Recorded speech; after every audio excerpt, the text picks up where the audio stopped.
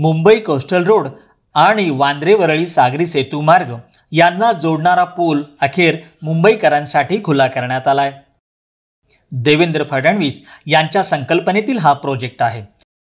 Mumbai coastal रोडवरून उत्तरेला जाणारे आता वांद्रे वरळी सागरी सेतूने थेट प्रवास करू शकणार आहेत। त्यामुळे नरिमन पॉइंट ते वांद्रे हे अंतर अवघ्या 10 मिनिटात पार करता येणं शक्य होणार आहे। त्यामुळे मुंबईकर वाहन चालकांच्या वेळेत आणि इंधनात मोठी बचत होणार आहे। कारण कोस्टल रोडच्या संदर्भात 25 वर्ष केवळ चर्चा व्हायची। या कामाची मध्यंतरी काय परिस्थिती होती आपण सगळ्यांनी बघितली, पण पुन्हा नव्याने सरकार आल्यानंतर ज्या वेगानं हे काम आम्ही पूर्ण केलेलं आहे हे आपल्या सगळ्यांच्या नजरेसमोर आहे। महायुतीच्याच सरकारने हे काम पूर्ण केलेलं आहे।